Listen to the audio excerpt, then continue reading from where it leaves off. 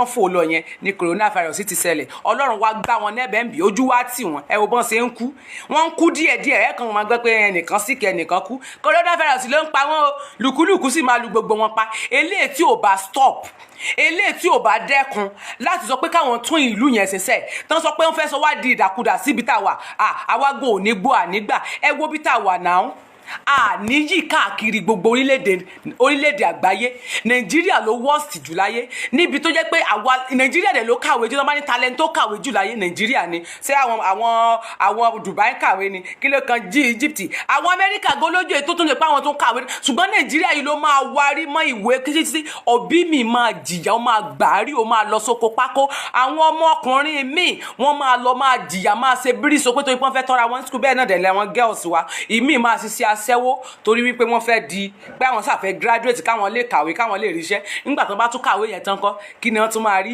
kò sí nǹkan kan ìmí àtúní tí wọn bá ti fẹ̀yìn wọn lélẹ̀ àwọn ò lè gbà wọ́n síṣẹ́ tí wọn bá ti bá wọn sùn àwọn ò lè gbà wọ́n síṣẹ́ ìmí máa ríṣẹ́ nígbà tán bá kó slot fún wọn pé kán pín fún àwọn èèyàn inú ẹbí wọn yìí ni púpọ̀ nínú àwọn èèyàn yìí máa kó sí o ẹ wo Tinubu ẹ jẹ́ ká fi bàbá Tinubu ṣàwòkọ́ṣe ẹ máa dúdú owó tí bàbá yẹn ní ni ṣé nǹkan tó ń ṣẹlẹ̀ lọ́tún tó ń ṣẹlẹ̀ lọ́sì ṣé kò yẹ kán ṣe ẹ jẹ́ kí n sáré play video kan kí n tó wá ṣe analysis lórí ọ̀rọ̀ màámi ti jẹta tó wọ́n ṣe ní jẹta ń jọ yẹn because mo sì máa ṣiṣẹ́ lé lórí mo fẹ́ ṣiṣẹ́ bọ̀ tíṣẹ́ tí mo gbà ń jọ yẹn Ghana nǹkan kan ṣẹlẹ̀ lọ́wọ́ ní Ghana ṣé dandan ni kí gbogbo nǹkan jẹ́ ti Buhari ni ṣé ó gbúdọ̀ jẹ́ Buhari nìkan ló gbúdọ̀ sọ̀rọ̀ ṣé báwọn olówó ok Tinubu ló ń fẹ́ ṣe olóṣèlú náà ó ló ń fẹ́ jẹ pírẹsidẹ́ǹtì ó lóun lọ gbé ọ̀kan lọmọ irọ́ kalẹ̀ lẹ̀ ọ̀kan ọmọ kọ́ ìkẹta lọmọ ni ẹ dúró sí àwọn ìyẹn náà ṣé wọn lè ṣe nǹkan kan ni ẹ wò gbà tí South Africa ẹ wò gbà ogun tó ṣẹlẹ̀ ní South àmọ́ rí gbogbo àwọn bàbá yìí ń gbà yẹn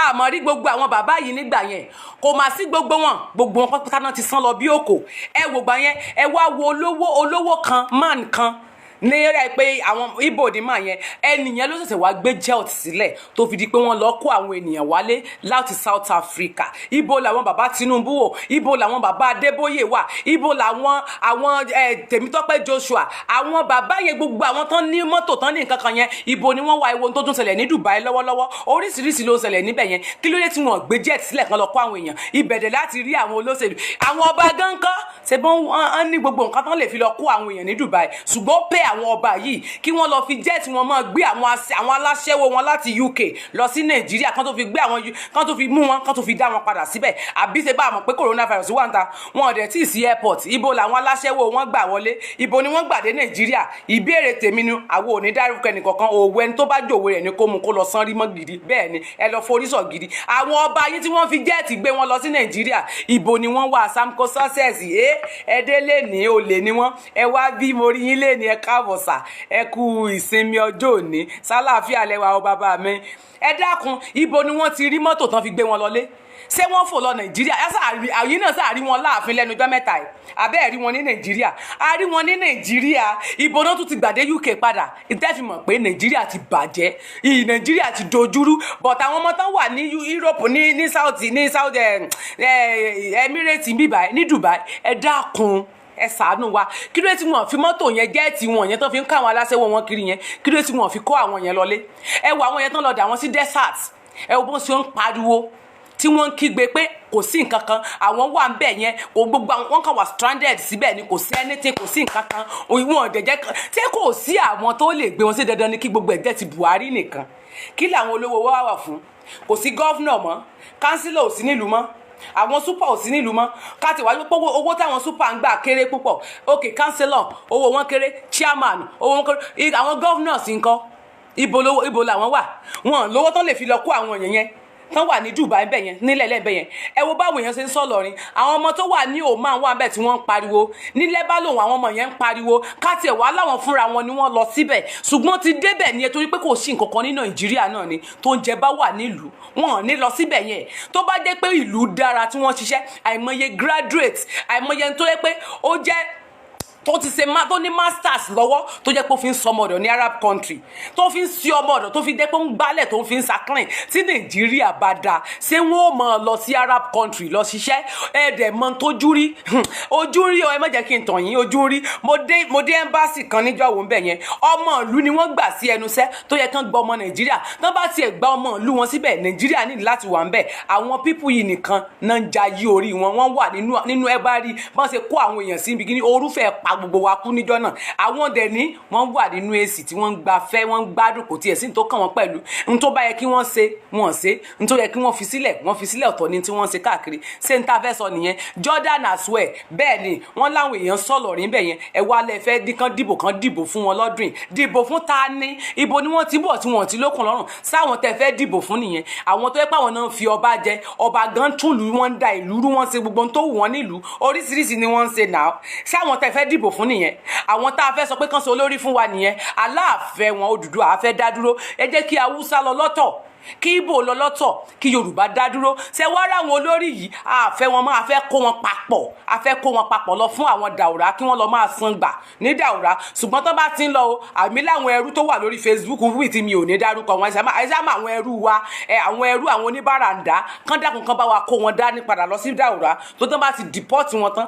ọ̀nà bẹ̀yẹn nìkan kó wọn lọ torí àwọn ò fẹ́ rú wọn báyìí irú àwọn àgbàyà yẹn àwọn àgbàlagbà tó jẹ́ pé wọ́n lójú báyìí wọn ò fi rí náà Ghana wà ń bẹ̀ yẹn àwọn èèyàn sọ pé oríṣiríṣi nǹkan ló ń ṣẹlẹ̀ sáwọn níbẹ̀ yẹn kí ló dé tí wọ́n lè lọ gbà wọ́n lẹ̀ ṣé dandan ni kí gbogbo nǹkan jẹ́ ti Buhari ni ṣé Buhari nìkan ni kò sí Ọ̀ṣínbàjò ńkọ́ Ọ̀ṣínbàjò lè gbé jẹ́ẹ̀tì sílẹ̀ kó lọ síbẹ̀ yẹn kó lọ máa káwọn èèyàn wá láti Dubai Ọ̀ṣínbàjò lè lọ sí Ghana kó lọ rè máa ṣe kó lọ tún nǹkan tó bá wà bẹ́ẹ̀ tí wọ́n ṣe lọ́wọ́ ṣe ẹ̀yin kàn mówó tí yẹn dẹ̀ pera yín ní pásítọ̀ ẹ jọ sáwọn pásítọ̀ wa gan tí wọ́n lówó lọ́wọ́ wọn lè lọ síbẹ̀ ni kò yẹ kó kàn wọ́n rí nǹkan kan tán lè ṣe sí ju pé kán sá máa ṣe tinú wọn lọ ẹ jẹ́ kí n sọ kinní kan fún yín gbogbo ń tẹ̀ ń ṣe yín jọ́ kan lẹ̀mí yín máa bọ́ ẹ mọ àwọn tẹ́ ẹ jọ wà ńgbà kan náà ṣé gbogbo yín lẹ́jọ́ wà lénìí gbogbo wọn náà ti kú tán ti lọ ṣùgbọ́n tẹ́yìn bá ronú wípé kò sẹ́nìkan tó lè mú yín bí ọba ayé kò mú yín tó kí ọ̀run wò yín dídá fi máa pariwo nìyẹn ṣùgbọ́n ẹnikẹ́ni kó má wà ní inbox mi wá sọ fún mi pé kí n dákẹ́ lórí ọ̀rọ̀ Nàìjíríà o bẹ́ẹ̀ bá lẹ́ẹ̀mọ́ ní ọ̀rọ̀ alẹ́ mú lọ́rọ̀ tèmi tẹ́ ẹ bá pa mí ẹ̀ lè pa sàárè mi á wì tinú wa á wì tara ẹ̀ lè bá yé wa jẹ́ náà ẹ lè bá yé wa jẹ́ kẹ́ ẹ ní ká dákẹ́ tẹ́ ẹ bá fún wa lóúnjẹ àní sọ̀rọ̀ tẹ́ ẹ bá fún wa nínà àní sọ̀rọ̀ tẹ́ ẹ bá fún wa lómi àní sọ̀rọ̀ àwa wà nílùú nìsín à ń sọ ọmọ ọ̀dọ́ kiri àwọn ọmọ ọ̀dọ̀ tó gbá ski à ń ṣẹrú à ń ṣe káyà kiri à ń rẹrù kiri nítorí pé ká lè tó àwọn ọmọ wa àwọn ọmọ tá a fi sílẹ̀ sílé nígbà tá a bá tún wá tọ́ wọn tán tó dásìkò tó yẹ káwọn ọmọ jókòó kí wọ́n láwọn fẹ́ ríṣẹ́ àwọn ọmọ ò ní ríṣẹ́ púpọ̀ nínú ọmọ ló ti yọ lọ́kadà sígboro púpọ̀ ló ti yọ mílíọ̀n boys kiri sígboro tán ṣùgbọ́n tó di pé kò síṣẹ́ náà kọ́ ni ṣé tíṣẹ́ bá wà sáwọn ọmọ òdì mílíọ̀n gáàgì wọ́n mọ̀ sí agbé patí àwọn tó ń jí àpótí ìbò gbé wọ́n mọ̀ fún wọn ní change díẹ̀díẹ̀ pé kán lọ máa pààyàn kiri wọ́n mọ̀ fún wọn ní 5,000 naira kán máa fi bà tèèyàn jẹ́ ṣùgbọ́n ṣe bí torí pé kò síṣẹ́ nígboro ni sáwọn ọmọ òdà aláṣẹ́wó tán tẹ́ ẹ bá dé club mi tẹ́ ẹ bá dé kán sẹ́ndì àwọn girls kan sí mi ní club kan tẹ́ ẹ bá dé ibi tí mò ń sọ yìí tẹ́ ẹ bá rí àwọn ladies yìí àwọn ọmọ tí wọ́n ju ọmọ 12 years lọ tẹ́ ẹ bá rí bí wọ́n ṣe múra wọ́n ti sọ àwọn ọmọ ọlọ́mọ di aṣẹ́wó tán because orí pé kò ṣiṣẹ́ kódà ẹ jẹ́ ká pariwo síta a nídìí òmìnira ẹ jẹ́ káwọn bàbá yìí máa lọ kò sí nǹkan táwọn bàbá yìí fẹ́ ṣe mọ́ ṣe rí àwọn àgbàyà kan àwọn àgbà òfò kan àwọn ẹni òfò kan àwọn ẹni àdánù kan tí wọ́n ti gba bírèbù tó jẹ́ pé wọ́n ti jẹ dòdò ẹnu wọn ò lè tó dòdò mọ́ àwọn yẹn gan lẹ máa rí tí wọ́n máa ní kán dìbò fún wọn àwọn yẹn lẹ máa rí tán máa wọnú inbox pé ẹ fọ̀rọ̀ Tinubu sílẹ̀ Tinubu òṣìwò bàbá òṣìwò bàbá kí ló dé gangan ṣe fẹ́ pa wá ni bàbá ṣe fẹ́ pa wá ni ibi tẹ́ ẹ bá wa dé ni bàbá ẹ kóró ayé ẹ dànù bàbá èyí tẹ́ ẹ ṣe tó nínú ìgbésí ayé Nàìjíríà bàbá Tinubu a ní nǹkan tẹ́ ẹ ṣe lórí ọ̀rọ̀ Nàìjíríà ti tó gẹ́ ẹ wojú tèmi dáadáa o ẹ wojú tèmi o ẹ lè ṣe nǹkan kan fẹ́ mi o ẹ lè ṣe kankan fẹ́ mi o èmi tún sọ fún yín àgbo òwì ti wà torí mo rí pé ilẹ̀ ń dá ìfàsì àwọn èèyàn láti bí ọjọ́ mẹ́ta lẹ́ ń fún àwọn èèyàn lówó kan máa da gbogbo Facebook sọ́dà nílé ráàyè ẹ̀mí èṣù yín ọ̀run ti kó kú òǹlẹ̀ gbogbo ẹ̀mí èṣù nu yín Jésù ti kó kú òǹlẹ̀ gbogbo aburú yín tẹ́ gbé wá ara yín ni ó padà sí Ìyá Ìbàdàn snẹ́ Ìyá Ìbàdàn tèmi mọ́ mi tó sá proper ṣẹ́wà pa ẹ̀ka legendary play fídíò parí dákẹ́. Visited our business places at precisely at magazine at the moment. Though they said that they will do it the whole Kumasi and the Ashanti region at large. That they're going to close all Nigerian shops. At the moment, we have recorded about 91 or so shops closed down. Totally owned by Nigerians. That's why we think it will be a very good thing to let the whole world, especially our government, the Nigerian government, our dear hard-working president, His Excellency General Muhammadu Buhari, to quickly come to our aid, because we are dying. Seriously, we are dying in Ghana now. All our shops are totally closed down. Tengbo. Reason best known to them, though they are saying that we did not meet up with the requirement. I don't know the requirement they are talking about. Abi? First of all, let me start from this gentleman here. Look at this company. This company, Metal Ghana Limited, registered with GIPC. GIPC. This shows that this young man here have bring in equity of $1 million here in Ghana to transact his business. And he pay all the necessary taxes. Look at the documents. This is documents. This is the PAYE, which shows that all his workers and him himself, they have paid all their pay as you earn. The last month, this month, you have to pay this month by next month. This is VAT. Yo. To show that. Oh, go. He has paid his VAT. Completely. He's not owing anything at Ghana Internal Revenue Authority. Abi? This is a sort of registration. Really? Registration and the comments. This is his passport and his resident permit. All of our people whom their resident permit have expired cannot get it. Go to immigration office. Normally, this resident permit normally use 400 cities to get it. When you obtain your non-citizen ID card, which is $120. But this year, they have never given it to any Nigerian. Whenever you submit your documents, they will tell you, oh, hold on, do this, do that.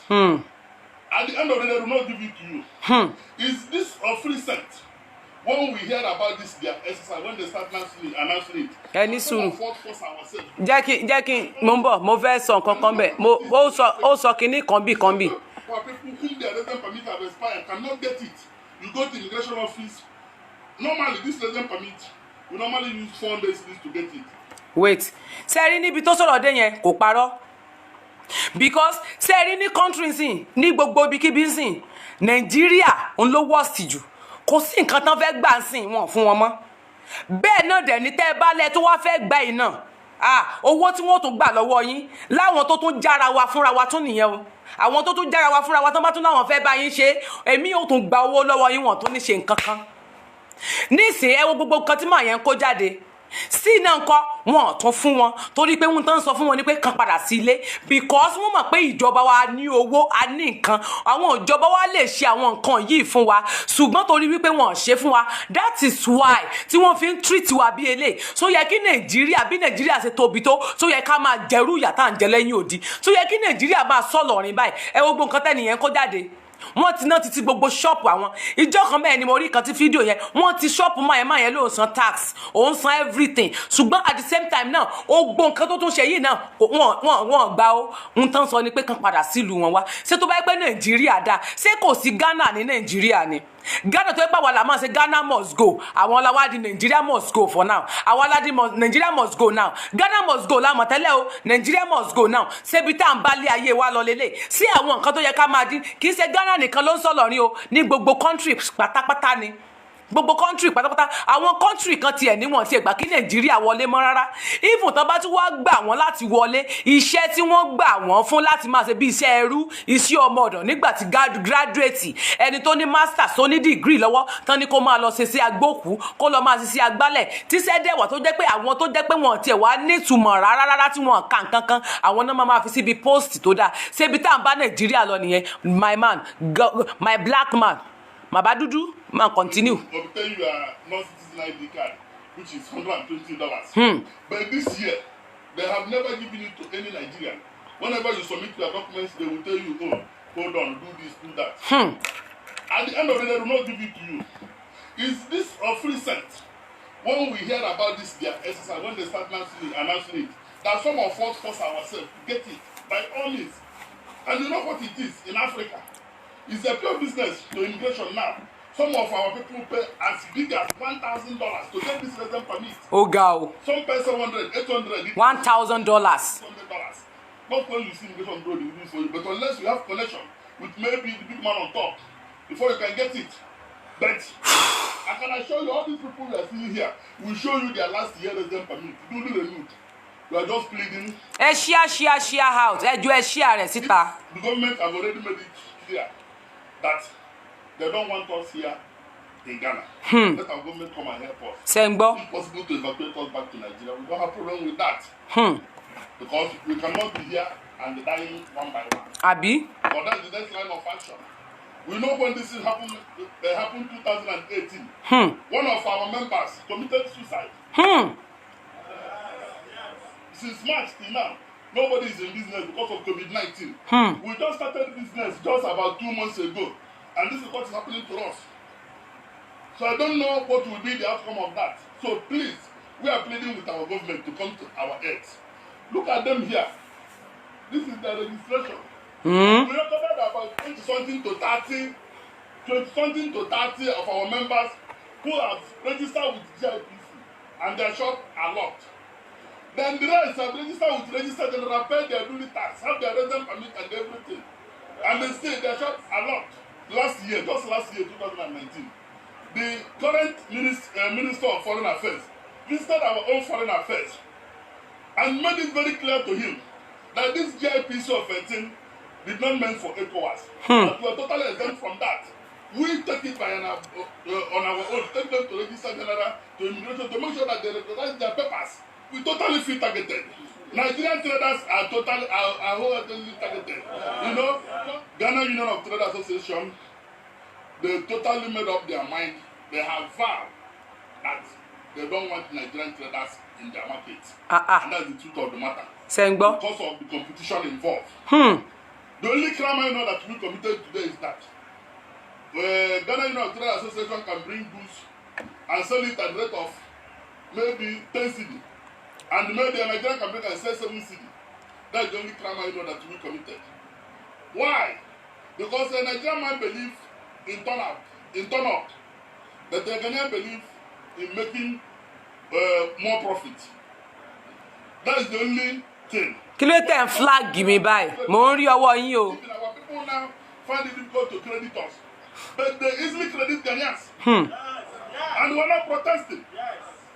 This is to that. So I don't know how we are threats to them. We not commit any crime. The only crime we commit here is that we are seeking for our green pastures. None of us is criminal. We are not engaging in any illegal business. We are doing our genuine business. Kí ló tẹ̀ ń flag mi? Ẹ má sùn òfò ayé o. I believe that the best thing is for our government to engage Ghana government to see way forward, the best way of finding a balancing solution to this problem. We all know that this is 2007. Up to date, how many years? About 23 years, about 30 years now. And the thing is lingering, more especially every election year. Whenever there is an election, the government in power will like to use us to do their campaign. So I think this is the hard time that our government will get Ghana government. Let's see a balancing solution to this matter. Let us know our stand. What we're supposed to do in Ghana, what we're not supposed to do. So that if somebody commits offense, you know, yeah, this is the offense I commit. Are you getting me? So we are pleading. Let the two governments come together and see way forward. And find a balancing solution to this problem. Abi? Mo rò àbí pé mo rò pé gbọ́. Ẹ jọ̀ọ́ kí la fẹ́ sọ nípa yẹn? Ṣé Nigeria government ò tí gbọ́ tó? Ẹ wà tìgbà tí wọ́n ti ń pariwo kiri. Ẹ wà tìgbà tí wọ́n ti ń pariwo tí wọ́n ti ń sọ kiri pé a ní nǹkan kan ṣẹlẹ̀ níbẹ̀ yẹn. Ṣé ìjọba wa wọn lè lọ síbẹ̀? Ohun tí wọ́n dẹ̀ ń tó láti sọ́nsìn ni wọ́n ti ẹ̀ fẹ́ gbogbo nǹkan tí wọ́n ní lọ́wọ́. Wọ́n ti gba tax wọn, wọ́n ń sanwó wọn, wọ́n ní resident, wọ́n ní gbogbo ẹ̀. Wọ́n tún ní táwọn bá tún fẹ́ gba resident àwọn tó tún ti deal gan $1,000 làwọn míì ń gbà $800 still náà wọn tún fún wọn. Gbogbo nǹkan tí wọ́n ṣe nísìn ni pé kí wọ́n kúrò kan padà sílùú wọn. Ẹjọ́ tán bá wá padà sílé ilé tẹ́ ní kán máa bọ̀ kán ń padà wá tá ẹ̀ fi lè ràn wọ́n lọ́wọ́ yẹn kí náà fẹ́ wá ṣe nílé. iṣẹ́ wo ló wà ní Nàìjíríà tẹ́ filẹ̀ fún wọn? Oúnjẹ wo ló wà ní Nàìjíríà tó fẹ́ jẹ? Tẹ́ẹ̀dẹ̀ mọ̀ bí Nàìjíríà ṣe gbóná tó, ǹjẹ́ iná wà? Ghana máa ní náà. Ẹ wo Ghana bí náà wọ́n ṣe wà, wọ́n lómi, wọ́n ní everything. Nàìjíríà better ju Ghana lọ, Ghana ti wá dáa ju Nàìjíríà lọ. Kódà mo fẹ́ pé Benin Republic ń bẹ̀ yẹn ó sì ti better ju Nàìjíríà lọ. Ẹ jọ̀ọ́ kí wọ́n làwọn ìjọba wa ń ṣe nísìn? Ẹ wá ní ká gbẹnu dákẹ́ ká má sọ̀rọ̀. Tá a bá sọ ilé ẹ mọ̀ flag wa, ẹ mọ̀ report gbogbo page wa ní káàkiri lẹ́yìn àgbáyé ẹgbẹ́ òṣègbè játijàti. Ẹ mọ̀ report page wa torí wípé à ń sọ̀rọ̀ pé kẹ́ ẹ tún lù ú ṣe. Tẹ́ ẹ bá tún lù ú ṣe kò sẹ́ni tí ó sọ̀rọ̀. Tẹ́ ẹ bá ṣe nǹkan tá a fẹ́ kò sẹ́ni tí ó gbìn. Ṣé ẹ̀yin ò mọ̀ pé tẹ́ ẹ bá fún wa ní gbogbo nǹkan tá a fẹ́ yìí kò sẹ́ni tí ó gbìn? Àwọn èèyàn ń sọ́fà níbẹ̀ yẹn. Nàìjíríà bọ̀dá Buhari, bọ̀dá Tinubu, Tinubu, Bọ́lá Tinubu, ẹ lọ Ghana ẹ lọ wá nǹkan kan ṣe sí. Ẹ dẹ̀ lẹ́ fẹ́ jẹ pírẹ́sídẹ̀ǹtì ẹ lẹ́ fẹ́ jẹ. Ọ̀kan lọmọ tẹ́ ẹ fẹ́ gbélẹ̀ ṣé kò yẹ kó gba Ghana lọ kó lọ só dìgbà táwọn èèyàn bá para wọn tán, ó dìgbà tó bá commit suicide tán tí wọ́n ti para wọn dànù. Wọn ò jẹ́ káwọn èèyàn ró jẹjẹ, wọn ò jẹ́ kán sí ṣọ́ọ̀pù, wọn ò jẹ́ kán ṣiṣẹ́, wọ́n ní wọn tiẹ̀ fẹ́ rí àwọn nínú ọjà wọn rárá.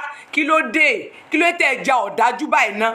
Nàìjíríà kí ló dé tẹ́ ẹ dájú, kí ló dé tẹ́ ẹ ja ọ̀dájú èèyàn? Ẹ̀yin ń gbádùn ẹ̀ ń jẹ ẹ̀ ń mu mi, ẹ ti ru sólà mọ́nú létí tó pé iná lé yín 24 hours ni wọ́n ìmúná yín lọ. Bí iná bá lọ pẹ́rẹ́ báyìí iná àdúgbò yín wọn bí wọn dá kan paná ládùúgbò yín. Ẹ tiẹ̀ kì í sanwó náà gan, iná wo lẹ̀ ń sanwó?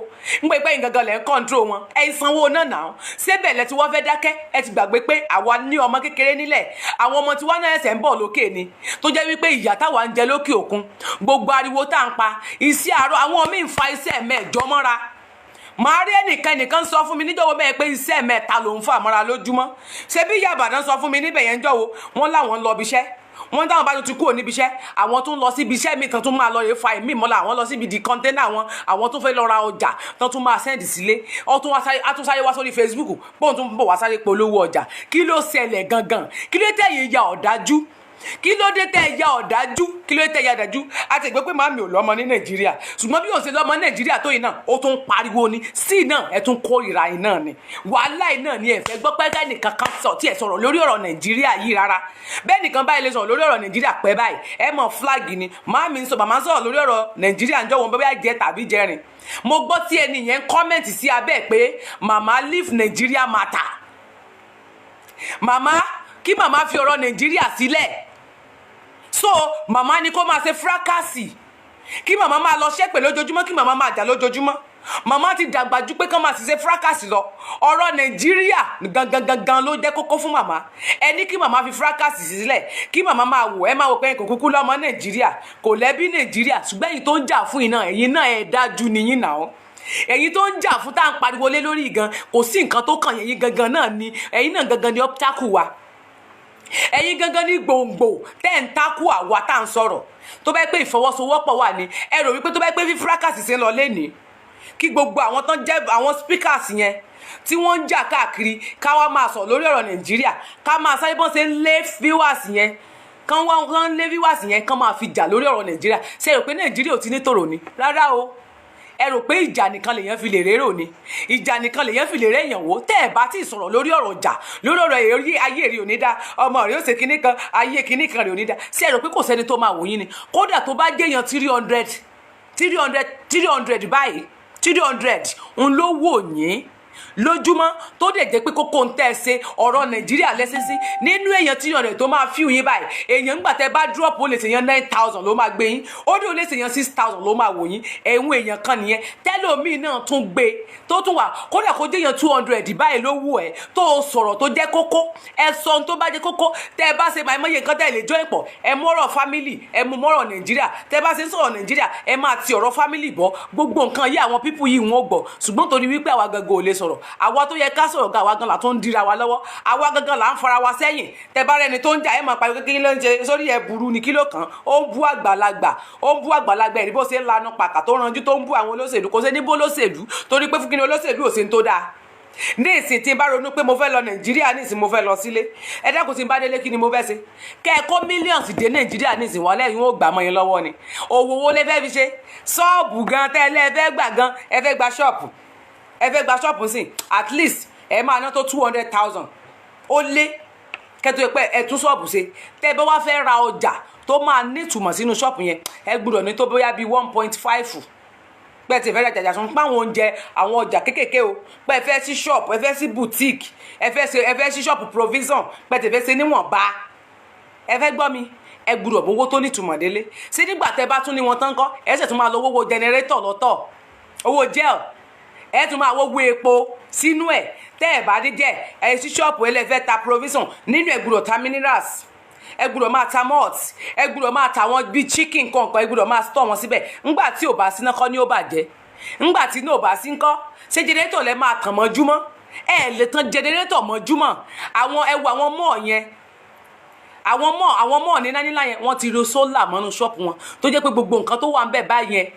ìmí ńgbà tí ò bá síná gbogbo rẹ̀ á ti bàjẹ́ á ti máa rùn that is why tí àìsàn fi pọ̀ lọ́wọ́ kan àwọn nǹkan tó bá yẹ ká tà lọ́jọ́ kan ọjọ́ mẹ́ta àwọn oúnjẹ tó yẹ ká tà lọ́sẹ̀ kan chicken tó yẹ pé tá a bá pa tán ẹran tó yẹ pọ́n pa ọ̀sẹ̀ kan ló yẹ kó fi tán kó sínú freezer ńgbà tí ò bá síná tó yẹ pé gbogbo ẹ ti bàjẹ́ á máa lo ọ̀sẹ̀ 2 mẹ́ta 4 á ti máa expire jọ sínú gbá wọn á ti máa bàjẹ́ ńgbà tó bá jẹ́ tán á máa fa àwọn àìsàn míì sínú àgọ́ ara kí ló yẹ tí Nàìjíríà ya ọ̀dájú ẹ jẹ́ tún play mi sí àwọn tẹ́ fẹ́ dìbò fún nìyẹn sáwọn tẹ́ fẹ́ dìbò fún ni àwọn tí wọ́n láàánú yín lójú àwọn tí wọ́n kọ̀kẹ́ ẹ kú kò sí nǹkan tó kàn wọ́n pẹ̀lú ọ̀rọ̀ tí yín náà wọ́n gbọ́ wọn gò fẹ́ yín àwọn gò ní kẹ́ ẹ wá àwọn gò ràn yín àwọn gan fẹ́ kẹ́ ẹ kú ni wọ́n ní kẹ́ ẹ kú kò sí nǹkan tó kàn wọ́n ṣé wọ́n rà wọ́n tí wọ́n ń pariwo lẹ́ni ìsídà kí wọ́n jẹ́ girlfriend àwọn tó ń sọ pé kẹ́ ẹ má sọ̀rọ̀ lẹ́ni bóyá kí wọ́n jẹ́ girlfriend councillor kan tàbí chairman kan tàbí kó jẹ́ pé ọmọ wọn kan ti wà ní post kan tàbí kí wọ́n ti ń tàn wọ́n tàbí kọ́kọ́ wọn wà ń bẹ̀ wọ́n ti fi ìgbésí ayé wọn ti fi jẹ́jẹ́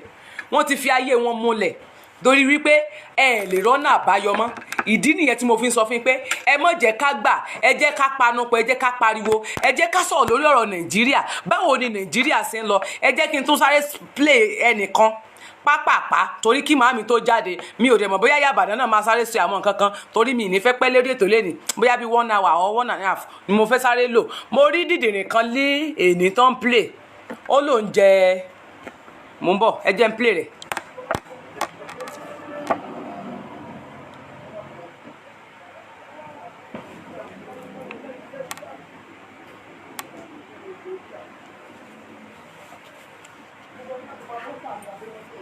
ẹ dákun ta lélẹ̀ ṣé bóun lélẹ̀ yìí ẹni yìí ni òun ló wà ní pósítà yìí ò èsì ẹ wò ẹ wà fọṣẹ lọ́wọ́ ẹ̀ àbí kì í ṣe wo ló gbé dání bẹ́ẹ̀ kí fòbòjò ẹ ṣe jàre ìyá mi.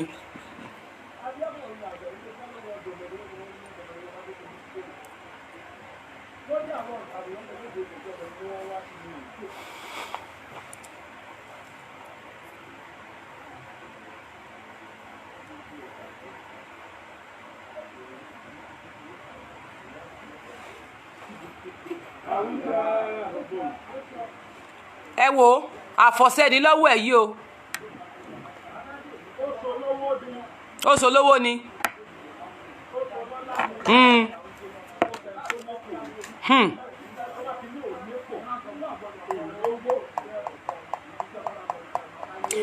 that is what I've been kẹ́ máa share rẹ̀ síta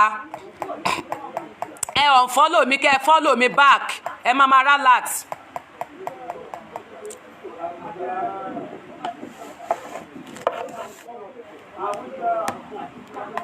ẹ wò ó ní o ẹnìyẹn ni.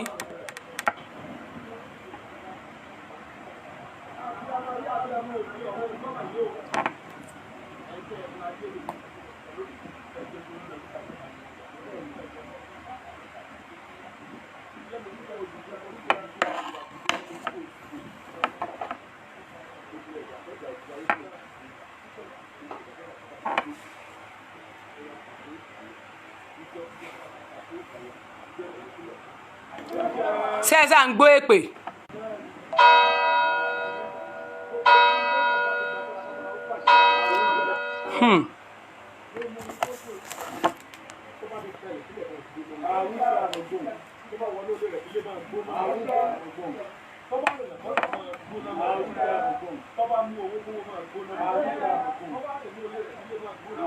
ṣé ń gbọ́ ó ní o ṣe rí báyìí AC ni wọ́n o àwọn Democratic Party àbí àwọn democracy party àwọn demo stupid party àwọn rèé ẹ wo ikùn ibo ló tó bá débẹ̀ ẹ wà dúdú ikùn yìí kì í sí òdo máa kówó wa jẹ ṣékùn àtàwọn tó yọ ọkùnrin ló yẹ kán máa dìbò fún.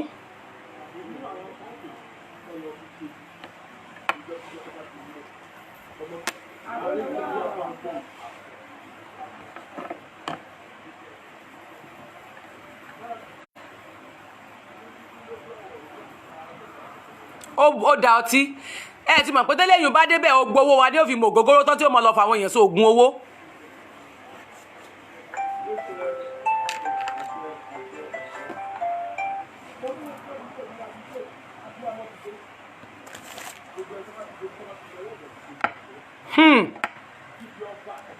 ṣe ń gbé pè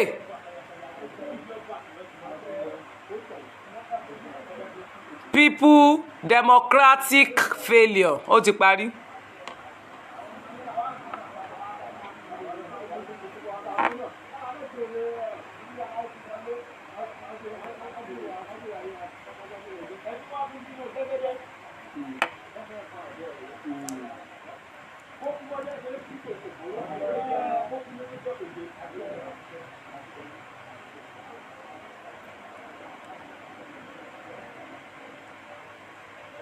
DP not AC okay.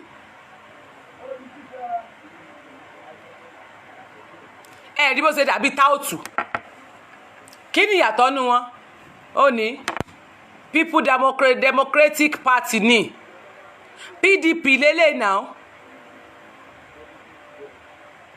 ẹ wo kùn bí àgbá 50 litre.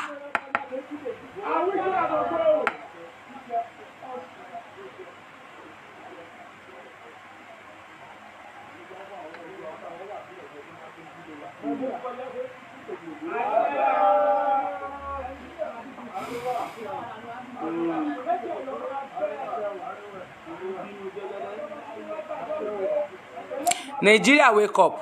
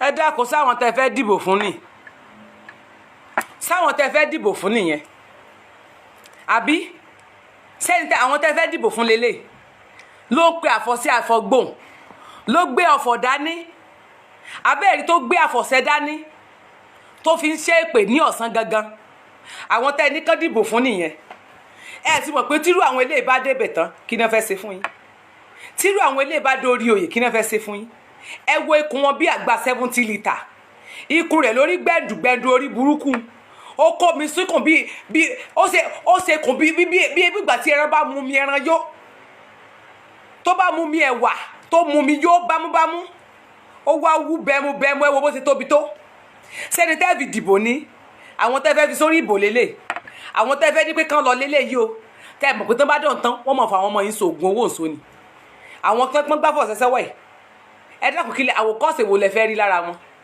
ẹ dẹ̀ fi rú àwọn eléyìí kò dé sí ìdájọ́ ní Nàìjíríà ṣé ìdájọ́ ò sí ní Nàìjíríà ni láti fi lọ gbèrú àwọn eléyìí ó lẹ́ni tó bá ya pósítà òun ẹni tó bá sí pósítà ń kúrò níbi tó wà ó gbé àfọ̀ṣẹ dání pẹ̀lú ògógóró ó ń túlé lórí túétúétúé sáwọn tẹ́ ẹ fẹ́ fi dìbò nìyẹn àwọn tẹ́ ẹ fẹ́ kán lọ sóbì òbò fún yín ni ànírú àwọn eléyìí kán gba Daura lọ nílùú bàbá yẹn bàbá Gọ́sẹ̀mẹ̀ ẹ máa lọ sínú gbó Sambisa irú yín àwọn òfẹ́ yín ní orílẹ̀-èdè Nàìjíríà àfẹ́ rú yín ẹ parapọ̀ máwọn Haúsá ẹ máa lọ ayọ̀ǹda yín abẹ́ ẹ̀gbọ́n tí ń wí ni èpè ló máa ń ṣe lọ́sàn-án gan ẹ wọ àwọn òpònú àwọn ọmọ ìran kíran àwọn olórí burúkú mọ́ sàǹfààní àwọn àṣìírè tí wọ́n jókòó tì lẹ́yìn táwọn náà ń ṣe àfọ̀ṣẹ àfọ̀gbóhùn àṣẹ ṣé illiterate ni mo fẹ́ pe léyìí ṣé illiterate ni mo fẹ́ pe léyìí ẹ dákun àwọn aríjẹ nídìí ìbàjẹ́ ẹ dákun kí ló ṣẹlẹ̀ gáàsì ti gbówó lérí o gbogbo nǹkan ló gbówó lérí ṣùgbọ́n kí ló ló ṣẹlẹ̀ àárí àwọn yẹn mú o àwọn tá a sáré kẹ́kẹ́ máa dìbò fún lélẹ̀ àwọn tẹ́yìn sọ wípé dandan ẹ gbúdọ̀ dìbò fún wọn sáwọn náà ń pe àfọ̀ṣẹ àfọ̀gbọ̀n yìí àwọn náà ń pariwo yìí àbáwọn kan náà sunkún yìí ẹ wókùn nígbà téèyàn tóbi tó báyìí tíkùn rẹ̀ tóbi tó báyìí tẹ láwọn lè fẹ́ fi ṣe ìdìbò ẹ dákun owó wo ni bàbá Tinubu ò tí ì ní o ìbéèrè ni Tinubu tó lọ sí Ọ̀ṣun níjọ́ kínní àná ó dáhùn wípé òun lè ra gbogbo Ọ̀ṣun òun ní owó lọ́wọ́ ju gbogbo Ọ̀ṣun lọ pátápátá ẹ wá sọ fún mi owó kí ló tún wá lọ tó jẹ́ pé Tinubu ló máa là lé wa lọ́wọ́ lórílẹ̀‐èdè Nàìjíríà níbi tí Nàìjíríà bàjẹ́ délé ní wàláì Tinubu ni níbi tí Nàìjíríà bàjẹ́ délé ní bàbá Tinubu ló bàbẹ̀ jẹ́ náà bàbá sẹ́ mọ̀ pé èyí gangan ní atrocity ẹ mọ̀ wá yín ẹ mọ̀ nǹkan tí wọ́n play níjọ́ kínní àná nítorí ọ̀rọ̀ yín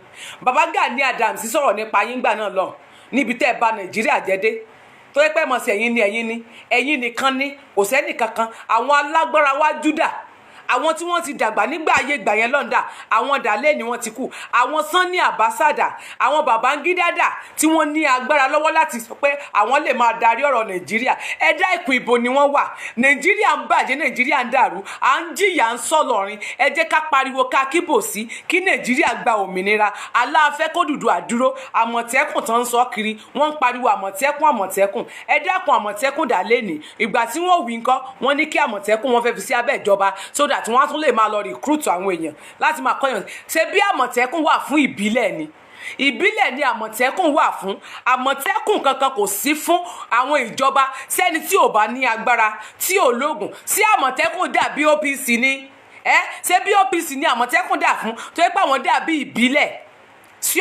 ṣé Àmọ̀tẹ́kùn dàbí ọlọ́pàá ni àwọn jọ ọlọ́pàá wọ́n di ọlọ́pàá wọ́n di àwọn civil defence no Àmọ̀tẹ́kùn ọ̀tọ̀ làmọ̀tẹ́kùn ọ̀tọ̀ ní APC ẹgbọ́n mi ọ̀tọ̀ làwọn OPC yẹn àwọn OPC yìí náà dẹ̀nà darapọ̀ pọ̀ máwọn àwọn tán lè darapọ̀ máwọn Àmọ̀tẹ́kùn lélẹ̀ tí wọ́n lè jọ fi ṣiṣẹ́ pọ̀ èwo tún lọ́sùn wọn máa sọ pé kán tún wá fi Àmọ̀tẹ́kùn sí abẹ́ ẹ̀sìn ìjọba so that kán lè máa wá gba fọ́ọ̀mù so that gbogbo àwọn kinní wọn tún lè jẹ́ kí àwọn Haúsá àwọn ọ̀bàyéjẹ́ yìí àwọn Boko Haram yìí kán tún lè máa recruit wọn kán lè máa tún wá darapọ̀ láti lè máa lọ ba ìjọba jẹ́ á tún lè máa ṣe nǹkan káàkiri èsì ń dorúkọ tí ẹ bá dáhùn oríko mi àwọn Boko Haram àwọn Fúlàní darandaran wọ́n ti fi màálù wọn jẹ àwọn nǹkan ọ̀sìn àwọn ẹni ẹlẹ́ni nígbà tí èèyàn bá jìyà tó gbin ẹ̀gẹ́ tó gbin àgbàdo tẹ́yìn dẹ̀ kó màálù yín tẹ́ kó lọ síbẹ̀ tẹ́ lọ fi jẹ wọ́n ẹ dákun ibo la fẹ́ dé tán bá tún wá sọ̀rọ̀ ẹ tún lọ tì wọ́n mọ́lé ẹni tó dáràn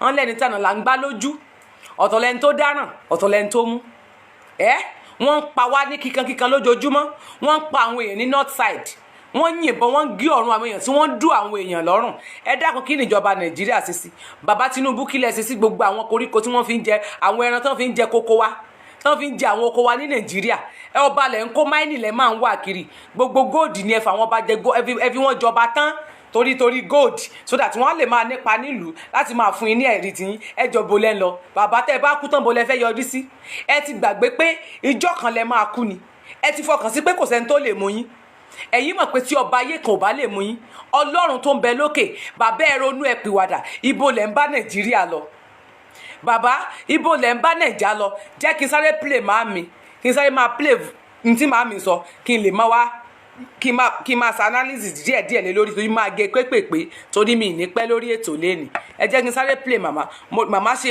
ètò kan ní ìjọ́wò ń bẹ̀ yẹn ètò tí màmá ṣe ń gbà yẹn mo like ètò gbáskì gidi ètò yẹn gbáskì ó dùn bàjẹ́ màámi ẹ̀gbọ́n ọ̀sán. ẹ̀yin ọmọ Yorùbá.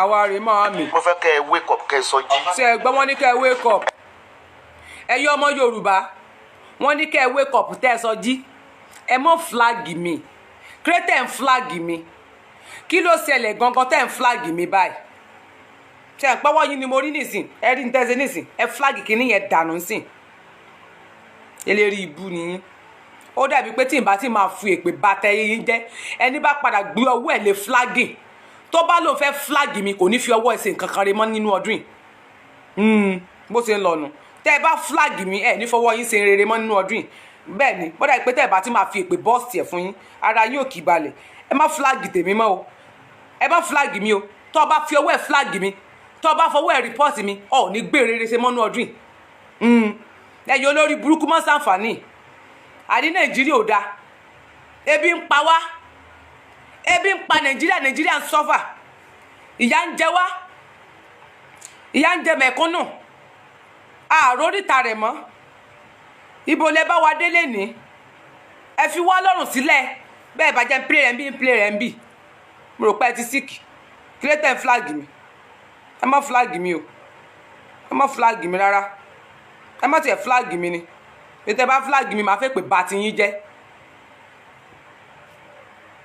ẹ̀yin olórí ibú yìí ẹ̀yin olófò nìyín ẹ rí nǹkan kan ṣe iṣẹ́ tẹ̀yin wà fún nìyẹn wọ́n ti fi yín mọ́nítọ̀ gbogbo Facebook wọ́n ń fi yín mọ́nítọ̀ gbogbo àwọn tó ń ṣètò lórí Facebook bẹ́ẹ̀ lè bá ṣe lè gbé ẹnu lórí ọ̀rọ̀ ìjọba báyìí flagging ni ẹ má bẹ̀rẹ̀ sí ní máa report wọn ẹ má máa report ẹ wo bẹ́ẹ̀ ṣe ń tẹ́rẹ́dì rẹ̀ di ta ló ń tẹ́rẹ́dì yìí ń ṣe pé fún wọn tó ń tẹ́rẹ́dì o yìí ń ṣe pé fún ọ o ẹ ṣe ń darí bàdá síkírù ẹ sì kalẹ̀ ẹ̀yin ìka ọ̀dájú èèyàn ọ̀dájú nìyí ok ọ̀dájú nìyí ọ ṣeun tó bá ń dá padà lérí ibú. ẹ̀yin ọmọ Yorùbá. yes kẹ́ ẹ. mo fẹ́ kẹ́ ẹ wake up kẹ́ ẹ sọjí. ẹ sọjí okun ń bọ̀. all your political ambition ẹ sábọ̀dù máa bàjẹ́. gidi gan. màmí àwa ń lẹ̀ dàrú. tí ẹ bá ní pé Yorùbá ò ní gba òmìnira pẹ̀lú ìpà pẹ̀lú ìkúùkù Yorùbá máa dá dúró. bẹ́ẹ̀ ni màmí confam ni. MC Olúọmọ ṣe rí ẹ̀kan lọmọ tẹ́ ẹ gbé jáde yẹn. kò jọra wọn. wàhálà òun ló kéré ju ibi tẹ́sán bọ̀ bá wa ebi ò compromise pẹ̀lú yẹn. àwọn ago kó wọn jẹjẹrẹ mọ́mí àwòrán wọn kó sì lọ. ọkọlọmọ ò lẹ́nu ń bẹ̀ kì í ṣe ìjà Saheed lọ́kọlọmọ ń jà. àbí. mo ṣẹ̀ṣẹ̀ wo show yẹn ni. ó láwọn alágbára Nàìjíríà ti pè wọ́n nítorí pé kí ni ẹ fẹ́ shut up Sunday Igboho kò dé possible o. kò jọra wọn jọ. wàhálà kò sí ẹni tó lẹ́nu ẹ sábọ̀ lórí. bẹ́ẹ̀ ni màmí. nítorí wípé ó ń sọ fún yín wípé òun fẹ́ kí Yorùbá ká gbára wa kúrò nínú oko ẹrú àwọn Fúlàní àwọn Haúsá. mo ní lẹ́nu jẹ́ mẹ́ta mi ò gbójú tó rọ̀ wá mọ́ ojú tọ́gì mọ̀lẹ́tẹ̀rẹ̀ mo fẹ́ máa gbé wa. ṣéjàre ìyá mi aláṣọ. ó lóun fẹ́ kí a gbára wa kúrò ní oko ẹrú. bẹ́ẹ̀ ni. kò sọ pé òun fẹ́ ṣe politics Sunday Igboho lóun fẹ́ jẹ gọ́ọ̀nà kò dé lóun fẹ́ jẹ mínísítà. kò jẹ chairman o. ẹ wá rò pé lè lọ kọlọmọ àti bọ́ọ̀sì yín o ṣú ẹ̀yẹn mo lọ wò báyìí mo dé analyze ẹ̀. àgbà yìí máa mi jọ. nítorí pé ọmọkùnrin yẹn sọ pé gbogbo Yorùbá ó lẹ́yìn ọba tí wọ́n ti sọ yín di Pàfúẹ̀lẹ̀. Pàfúẹ̀lẹ̀ pàǹtí àràbà. ó ní is the capital coming. wọ́n ti jẹ dòdò ẹni wò lé tó dòdò mọ́. okay it's the one they are ringing from the reception. wọ́n ti jẹ dòdò àwọn ọba yẹn ti jẹ dòdò. ó ní ẹ̀yin ọba ó láwọn ò láìkì bí àwọn Haúsá ṣe ń gbé agbára kó lọ́wọ́ yín. àbí tiwa ló ń jà fún. ó lóun ò láìkì bí àwọn Haúsá ṣe ń tẹ̀yìn gàràgàrà. orí tó bá máa jẹ kó ní. bó bá sùn ẹ̀yin ò lè sọ̀rọ̀ Sunday Igboho ó dúró fún ọmọ Odùduwà ó dúró fún ọmọ Yorùbá. ìní ó dúró fún Odùduwà ó dúró fún ọmọ Yorùbá ó ń sọ fún yín wípé sẹ́yìn àní Yorùbá ẹjẹ́ bó bá lè dogun ó dogun àní Yorùbá gbọ́dọ̀ lọ ká kò lábẹ́ àwọn ọ̀pẹ́sọ̀ wọn wá lọ gbé wọ́n máa lé ọ̀kan lámọ́ jáde ó lẹ́nu mi o wọ́n bá níbi tí ìyàwó ẹ̀ ń sunkún kiri lánàá yẹn o. ọlọ́kọ̀ọ́lọ́mọ òfowó ni ọkọ̀ọ́lọ́mọ kókó orí bú sọ. ìyàwó ẹ̀ ọkàn ń sunkún kiri ni o ọ̀rọ̀ yìí ti kúrò lọ́rọ̀ fáńsì ọ̀rọ̀ yìí ti di ọ̀rọ̀ politics. bẹ́ẹ̀ ni jàre ìyá mi. kí ló ní wọ́n sọ fún ẹ náà ọmọ àlè Yorùbá tẹ̀ sọ náà nìyẹn tẹ̀ jẹ́ kí Yorùbá òrójú kó ráyè láti jọ yìí. Tinubu kí ló fẹ́ gbà lọ́wọ́ Haúsá gan. àmọ́ fún olórí ibú àwọn àgbàyà tó fi lọ gbọ́kàn lọ́mọ dìde. yípe kọ́ lọ ṣọ́tọ̀pù Sunday Igboho tó gbé fẹ́ jà fún Odùduwà. yípe àgbọ̀dọ̀ kúrò lábẹ́ Haúsá kò ní dáa fún ẹ. kò ní jẹ wọn. kí ni wọ́n ti ń pè é Tinubu ò dẹ̀ ní kúṣe ó lè wọlé. kò lè wọlé lásọ yẹn. bí ọpọlọ ẹ bá pé ni orí ẹ tó dàbí kó sí Adélábù yẹn tí ọpọlọ ẹ bá pé ni òun yẹ kó mọ̀ pé Haúsá kò lè gbé fún Yorùbá láíláí ó lọ ṣe fẹ́ strip ẹ off gbogbo asset ẹ tó lè fi campaign towards the next election ṣé o kì í ronú ni MC Olúọmọ ṣé ẹ ronú ni táwọn central láti play pẹ̀lú Tinubu bí Tinubu bá tẹ̀ fẹ́ jẹ president àwa Yorùbá kí ni tí o fi support wa kákó lábẹ́ àwọn Haúsá àbólóṣì ní Tinubu àbí ò fẹ́ dá fún Tinubu ò lè búlíọ̀n fún wa tí o bá lo ọpọlọ ẹni ok afẹ́ kó preside afẹ́ gba Odùduwà ok afẹ́ kí o jẹ́ leader wa ń bẹ̀. ok ọ tí ẹ lè jẹ president gan leader la. wọ́n lọ ń gbé ọ̀kọ́lọ́mọ oníwárapá dì wọ́n lọ ń gbé ọ̀pọ̀lọmọ oníkó àgbè self make emir self allege emir ohun tọ́ọ̀gì la máa fi ṣe kí ni ìwé tí olú ọmọ ìwé rẹ̀ kó sì lọ. dábàá sọ pé fẹ́ dalẹ̀ Yorùbá rí àwa gan máa ṣígun láti west south west a máa ṣígun. àdàbò yín gbàjẹ́bàjẹ́ fẹ́fẹ́ jẹ yín. àwa gan máa ṣígun láti south west gbogbo ẹ tó bá ní pé ànígbà Odùduwà republic Tinubu a máa ṣígun fún ẹ máa ṣígun fún ẹ tí olómọ èkó lágbára yín mọ èkó ló mọ kókó sí lọ ọkọlọ dànù kókó sí orí burúkú lọ. the south west. àwọn bá kẹ́nìkan mọ́ fún mi mẹ́sẹ̀jì olórí ibú kankan. ìdí program tó lórí burúkú ọ̀kan lọ́mọ ọ̀dàlẹ̀ nígbà tó ti lè rìkọ́dù àwọn ìyá ọmọ ẹ̀ gan tó gbé wá sórí Facebook kò jọ wá lójú náà ọmọ àlè ní ọmọ àlè Yorùbá oníjẹkújẹ kírímínà má gbàgbé ọ̀rọ̀ Múlíká mo sì ń gbé ṣòwò Múlíká ó ṣẹlẹ̀ bó ṣe gbá Múlíká ó ṣẹlẹ̀ tí bá rí sáà máa ń kí nígbà tó dó tán bó ṣe gbá gbogbo èrò lórí ẹ̀ ọmọ gbàgbá ni ìwọ náà gbàgbá ó yẹn ń gbowó yẹn kò yọ lára ìwọ ìlẹgbẹrún ìlẹgbẹrún ó kàn fẹ́ fi bèbí yẹn gbàwé nìyà ó mọ bó ṣe máa ń àdírẹ́sì bó ṣe máa ń bá bèbí yẹn sọ̀rọ̀ náà tí wàá máa ní kó gbẹnu sọ̀ tí wàá máa tírètì ẹ̀ bí ẹrú ṣé ó fi kéwù dè mọ́lẹ̀ ní o ti ẹ̀ kàn mí láìfù ti yín ni ètò ẹ̀ ní awí fún ọba jókòó ní. nígbà tí Sunday Igboho jáde tó ní ẹ̀yin bàbá wa ẹ̀yin aládé ṣáínṣáín ń taari yín sí nìyẹn ẹ̀yin gan ò lè sọ̀rọ̀ wọ́n lẹ́yìn bàbá wa wọ́n láwọn ò láìkì báwúsá ṣe ń tẹ̀yìn gàràgàrà tó ń gbé agbára kúrò lọ́dọ̀ ọba wọ́n ní ẹ sọ̀pọ́ọ̀tì kò lóun fẹ́ joyè kò lóun fẹ́ ṣe kíni kò lóun fẹ́ joyè kò dẹ̀ lè sọ fún yín pé bí a kò fẹ́ gẹ̀ ṣe pọ́lítíìsì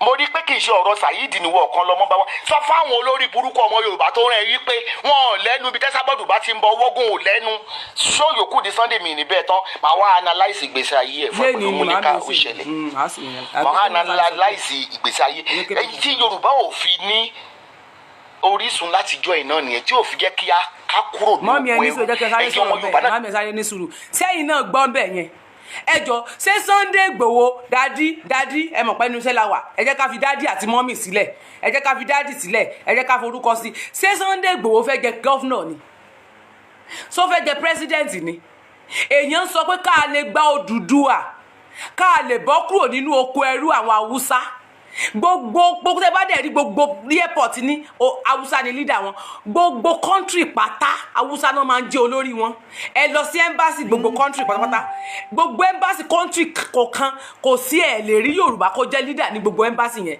Haúsá náà máa débẹ̀ ṣé nílé epo ni àbí àwọn tó ń jẹ́ àwọn tó wà tó jẹ́ olórí àwọn ọlọ́pàá olórí àwọn OPC àwọn olórí àwọn gbogbo wọn pátá tó ṣàjẹ́ olórí yẹn ifun àwọn kọ́sítọ́mù Haúsá ni kí ló dé ṣé Sunday ní pé kẹ́ mọ́ bàbá ẹ kó ṣì wá o bàbá àwòrán yín wèrè àwòrán gbogbo wèrè orí burúkú tẹ kó sórí yẹn o bàbá ẹ kó ṣì wá ẹgbẹ́ mú wèrè lẹ́lẹ́ o mọ́ mi lórí yín dàbí Pósí Adélabú ṣùgbọ́n èmi wà ní Pósí Adélabú wa ní odò kan ní oko wa wọ́n ń pe odò yẹn ní odò Pósí yẹ́sìkẹ́ ṣe rí orí yín bó ṣe rí nù pàǹdé tó ṣe pẹlẹbẹkẹlẹbẹ wọn gbogbo làákàyè tó yẹ kẹ́ ẹ fi tún Nàìjíríà ṣe ibẹ̀ lẹ kó gbogbo ọpọlọ yín sí wọn ti bá yẹn rì mọ́lẹ̀ ọpọlọ 419 ọpọlọ jẹgúdújẹrá olè lẹ́kọ́ sí bàbá ẹ má wà lọ wá o 2023 ẹ lè wọlé ẹgbà bẹ́ẹ̀ bàbá ẹ kó sì gbà bí ọ̀kan lọ́mọ wèrè wò MC Olúọmọ jẹ́ kan sọ kinní kan fún ẹ wá gbọ́n bíbà ìmọ̀ mi ní ká máa fohun tọ́ọ̀gì sí wọ́n ní ká má máa fi tìtìbítìbí ṣe ó dẹ̀ pé tìtọ́ọ̀gì yẹn ló tún máa wáyé bàbá ẹ wá ń bí ẹ kó sì gbà bí wá mo rò pé jẹ́ kémi gan jókòó lẹ́lẹ́gbẹ̀gbẹ̀ bàbá ẹ ṣe síìkì ni bàbá ẹ kó sì gbà bí wá ẹgbà ẹ máa wojú wa o àwa níyà ti jẹ wá tó nà ó bàbá ẹ fún wa lẹ̀ jẹ́ ká máa bá ti wa lọ Faith Okuda èrò àwọ̀ ẹ̀kọ́ mọ̀jàre wo ló ṣì gan bàbá ẹ kó sì lọ ẹgbẹ́ gbórí ibùsọ̀ gbóná kí ló fẹ́ forí burúkú ìgàn ẹ̀ẹ́dẹ̀ mọ́ fọwọ́ lálẹ̀ fún wa ẹ̀ mọ̀ sọ pé àwa ká máa tẹ̀lé Haúsá tá ń la Haúsá òfò gan kí ló dé gan kí ló kàn wọ́n pẹ̀lú ọ̀kan lọ́mọ wọ́n ní ọ̀kan lọ́mọ sọ gbọ́ wọ́n ní kò sórí ẹ̀ bí wọ́n ní kò padà sínú gbóyin tó ti ń bọ̀ wá wọ́n ní bíbá yóò ṣèbí tó lè wọ̀ gbogbo tó gbọ́ ò lè mọ́ wá fọwọ́ lálẹ̀ wá mọ́ à ń bíbá yìí ó lè ní ẹ̀nà ó kí ló tó jẹ́ pé gbogbo 419 àwọn bí olè àwọn apààyàn àwọn 419 àwọn tó jẹ́ pé wọ́n ti fraud rí bí àwọn tó ti náke kí ló dé tó jẹ́ pé òní bàbá Tinubu máa múlẹ̀ nígbò ṣe pé ẹ ti gbọ́ irú ròǹbòrùn sago ń búgò irú kankan náà jọ ni wọn ta ni ó fi sílẹ̀ because òun gangan tó kankan dẹ̀ Tinubu fúnra rẹ̀ gan olè ọ̀nàdà tí òní máa máwọn olè wà bàbá ẹ gbọ́ o bàbá ẹ wá o bẹ́ẹ̀ bá pa wá ẹ lè pa sàárè wa o bẹ́ẹ̀ bá ráwọn tọ́ọ̀gì yín wá tẹ́ ẹ bá pa wá bàbá ẹ gbọ́ ẹ gbó sì wà ń bí àwòrán yín o wọn ní ká máa fohùn lẹ̀ mo máa ń dúró ni pé kí mọ́ mi mú un lókè kémi sì máa mú un nísàlẹ̀ kí mọ́ mi máa jù lókè kémi ra máa bá wọn wọ́n nísàlẹ̀ ń bí torí pé fúkìrì ọmọ sẹ́sì làwà lọ́wọ́ ìyá ọmọ sì lájẹ́ àgbùrọ̀ ọmọ dẹ̀ ní kò gbúdọ̀ mọ́ ṣáájú ẹlẹ́ẹ̀dẹ́pẹ̀dẹ́ ọmọ ògbúdọ̀ mọ́ ṣáájú ìyá rẹ̀ ni mo ṣe ra pẹ̀pì ìjọ yẹn gbọ́ mọ́ mi ti ṣe báyìí kí káwa náà wá bẹ̀rẹ̀ ẹgbẹ́ ẹ wá o mọ́ mi ní ká máa fohùn ká máa fi títọ́ gì sí Tinubu àbí kí ló kọ rẹ Èkó ní sáìdì rẹ mọ ẹ bá ṣe hùn wo wọn lè kó lọ wú ẹ mọ àwọn tọ́ọ̀gì rẹ àwọn apààyàn tó kójọ bíi Tinubu àbí kí náà pé kọ rẹ àwọn MC Olúọmọ nkanko àǹkó ẹ wá Èkó lọ́wọ́ yín mọ Èkó lẹ mọ́ ń bẹ̀ yẹn wọ́n lá máa sígun látòkè ń bí báyìí ẹ̀sìn lé wọ́n lá máa sígun ń bí wọ́n lá máa sígun Nàìjíríà ń jẹ ìyà Nàìjíríà ń sọ lọrin ẹ lè máa fọwọ́ lálẹ̀ fáwa ń bí ẹ lè máa fọwọ́ lálẹ̀ fún wa kẹ́ máa sọ pé bó la fẹ́ gbẹgbẹ́ kí yàtẹ̀ máa jẹ wá lókè òkun Nàìjíríà ò níyẹ kí láǹfààní òkè òkun tá a wà gan ẹ wá o ṣe mọ̀ pé wọ́n ní dadi Tinubu àbí kí ló kọ yín dadi Tinubu ẹ kó sì lọ ẹ dadi kankan Tinubu wọ́n ní dadi Sunday Igboho torí kàkà bẹ́ẹ̀ máa yà fi dadi sí ti Sunday dadi Sunday Igboho wọ́n ní wọ́n jẹ́ pírẹsidẹ́ǹtì o wọ́n ní wọ́n jẹ́ gọ́fúnà o wọn sì láwọn ó ṣe sí àmàlù kódà wọn láwọn ò gbà síwájú yín tẹ́lẹ̀ gbà síwájú òfò tẹ́lẹ̀ ìyanra yín wọn láwọn ò gbà síwájú mọ́ yín lọ́wọ́ wọn ní àwọn kan fẹ́ ṣe aṣíwájú láti lè síwájú lọ sínú ogbó Boko Haram káwọn dẹ̀ lọ mọ́ Boko Haram mo gbọ́ ńgbà kan tí bàbá yẹn sọ̀rọ̀ ńgbà kan wọ́n ní tán bá fẹ́ kí àwọn Boko Haram stop wọ́n ní kàn fi àṣẹ sí látòkè wọ́n nínú àwọn olóṣèlú wa dùn sí inú àwọn ọba wa sùn sí tó bẹ́ẹ̀ pé inú wọn ò dùn sí ni wọ́n ní wọ́n ti sí ogún lẹ̀ pé káwọn lọ bí bẹ́ẹ̀ kọ́ ọwọ́ wọn wà ń bẹ̀ kí ló dé kírètè ẹnìkan lọ máa sọ́tọ̀ ọ̀pù wọn nítorí àtẹnujẹ nítorí tẹ́ fẹ́ kú sí lórí oyè kan yìí jẹ́ ń kọ́ntínú mọ́ mi òun yẹn nìyẹn màá mi máa mú nso màá mi gbayì ọmọ aláṣàbí tó sá pọ́pà mọ́ mi kí ló ṣẹlẹ̀ ẹ̀ tún ti flag àbí kò fẹ́ yẹ yín ni wọ́n máa ń flag mi kẹ́ abẹ́ẹ̀ rí wọn ni kí ló dé náà jẹ́ kí n sọ tẹnu mi bàbá ẹ kó sì gbà bí wá bàbá ẹ dúró re o bàbá ẹ má lọ wá o bàbá ẹ má lọ wá o bàbá máa fún yín jà wá lóhùn bí o ẹ̀yin kọ́ lẹ sanwó wá lóyìnbó o ẹ ra tíkẹ́ẹ̀tì fún wa kẹ́ ẹ kórí ibú sọ́gbó o tó ráwòrán yín o bàbá ẹ ṣọ́ra yín gidi gan ni o bàbá ẹ ṣọ́ra yín o ẹ ṣọ́ra yín o kí ló ṣẹlẹ̀ gangan ẹ dẹ̀ wá ń ṣe bí eléri burúkú bí kí ló ẹ fa ogbó òṣì yìí bàbá kí ló ẹ fa ogbó òṣì yìí gan kí ló ẹ fa ogbó òṣì tẹ̀ ń ṣe kí ló tẹ̀ ń flag báyìí àwọn ọmọ yín ti dé bí abẹ́ ẹ mẹ́yìn wá kí ló ṣẹlẹ̀ gangan kí ló ṣẹlẹ̀ kí ló ṣẹlẹ̀ kí ló ṣẹlẹ̀ gangan wàhálà wọn flag mi ni ó flag mi báyìí kìíní yẹn dẹ ó kọ síbẹ̀ fún mi ní ìsìn pé ó ń sáré kọ fún mi mo sọ mi pé fóònù tèmi ó sọ tẹ́ bá ń ṣe lórí fóònù mi fóònù mi ò sọ ní tẹ́ ẹ bá ń ṣe gbogbo tẹ́ ẹ máa ṣe pátápátá ni fóònù mi ò mọ̀ sí ni ó mọ̀ sọ fún mi ẹ mọ́ flag mi mọ́ o Sunday ò lóhùn ó sì òṣèlú o Daddy Sunday ò láwọn ó sòṣèlú o wọn sọ pé àwọn ò jẹ president wọn ò láwọn ò jẹ governor o ohun tán sọ fún yín ni pé kẹ́ ẹ sí wálẹ̀ wọ́n ní kẹ́ ẹ jẹ́ ká lọ rè gba Odùduwà wa jẹ́jẹ́ kẹ́ ẹ jẹ́ ká gba òmìnira wa flag yẹn pọ̀ wọ́n flag mi seriously ni ẹ mọ̀ pé Tinubu ò fẹ́ gbọ́ yún tiẹ̀ kò kì í fẹ́ gbọ́ láyé pé kán wọ́n mẹ́nu borí ẹ̀ bẹ́ẹ̀ wọ́n lórí yín tóbi bíi pósí Adélábù ṣùgbọ́n èmi níbẹ̀ ẹ̀kọ́ bíi pósí omi òkú omi kan wà ń lu wa náà pé ní odò pósí wọ́n lágbárí yín ṣe kẹ̀ǹdìkẹ̀ǹdì ẹ bẹ́ẹ̀ lórí yín ṣe rí kẹ́ kó sì lọ ọ̀rọ̀ Nàìjíríà la fẹ́ ń sìn afẹ́ kẹ́ ẹ fi wá sílẹ̀ lọ́rùn sílẹ̀ ẹ fi wá lọ́rùn sílẹ̀ sà ẹ fi wá lọ́rùn sílẹ̀ o mo fẹ́ play ìyá mi padà.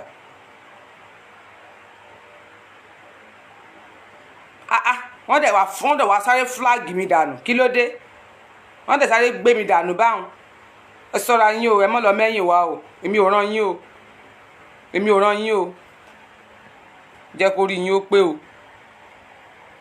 kẹ́ jẹ́ kó rí yín ó pé gbogbo rádaràda tẹ̀sí o ẹ jẹ́ kó rí yín ó pé lọ́dọ̀ tèmi ẹ dákun torí Ọlọ́run ẹ jẹ́ kó rí yín ó pé torí èmi bí mi ṣe wà èmi máa fún yín jẹ gidi tààrà ni mo ì tún dákẹ́ fún yín díẹ̀ rẹ̀ torí pé mo mọ̀ pé mọ́ mi ń ṣiṣẹ́ mi ò dẹ̀ fẹ́ go deeper mi ti fẹ́ go deeper lọ síbi tí mi mọ ibi tí màmí fẹ́ délé nì so ló yẹ kí n fẹ́ máa tẹ̀ díẹ̀díẹ̀ so màmá ló máa go deeper tán yányán ẹ lè mọ̀ pé orí yín ò sí nínú igbó ẹ̀yin olófò yìí jẹ́ ní tiẹ̀ fílẹ̀ gan kí màmá sọ̀rọ̀ dáadáa ní tó wá sọ̀rọ̀ torí ó ń ta yín lára. tó bá sọ pé o ò fẹ́ kílẹ̀ Yorùbá kó ní ìsinmi Tinubu wọ ẹrú Haúsá. ẹrú ni. ṣọ́ọ̀bù wọn ti àwọn Haúsá indirectly àwọn open petition yẹn fún ẹ o. bẹ́ẹ̀ ni. pé Tinubu must be prosecuted. bẹ́ẹ̀ ni. because ebi ti mọ spiritually mo sọ fáwọn gúrùpù mi lẹ́yìn pé ẹ kọ sílẹ̀ Tinubu ò lè wọlé. kò lè wọlé. Yorùbá kankan ò lè head Nàìjíríà. kò jọ àfẹ́yìn. ok owó ló fẹ́ fi ṣe campaign wọ́n máa strip ẹ o tó fẹ́ gbé bullion van case wọ́n ní káwọn EFCC kan investigate ìtàwùsá plan fún ẹ tó o bá ní ọpọlọ borí bá ti gùn jù náà kò sí làkàyè bẹ́ẹ̀ kì í ṣe yìí làkàyè bẹ́ẹ̀. tí ìṣe tuntun ìṣe Adélábù àwọn ilé mọ̀gbọ́dún mọ̀ pọ́ sí Adélábù bọ̀tà mọ́tà Adédùbú bó ṣe gùn. ṣùgbọ́n etí kan náà wà tí orí bá ti gùn náà kò dáa. mọ́ mi ìkan wà lu omi odò ni ó gùn báyìí ní ọ̀pẹ̀ lódò kó sí. kọ́ lórí ire gbogbo tó ní ọmọ akúṣẹ̀ ni ẹ. ọmọ ràn kí ọmọ àgbèjì ọmọ òfò. wọ́n gà yóò sì kọ́rọ̀ fún ọmọ rẹ̀ ló kó fún. ẹ máa bá yín sàlùbọ́sà. ó wá gbá gbogbo wọn lójú òkè gbà tó ti wá ní owó yẹn kí ló dé tó ò lè hẹ́ẹ̀dì wa. kò yé mi. àní ìwọ la fẹ́ fi ṣe president Yorùbá ṣùgbọ́n ó fẹ́ kó bẹ̀rù àwọn Haúsá. kọ́mọ bá pa. ó wá lọ ń gbé ọ̀kan lọ́mọ dìde. lẹ́yìn tí bí ìbàyẹ̀pọ̀ orí ẹ̀yìn ọba gan ti gbàbọ̀dé. orí ẹ̀yìn ọba gbàbọ̀dé. ó gbàbọ̀dé. ẹ jìyà kú lábẹ́ olóṣèlú. bẹ́ẹ̀ ni wọ́n ṣe ó jẹ́ kú ni o. ẹ̀yin ọba pàṣíwọ́bọ̀.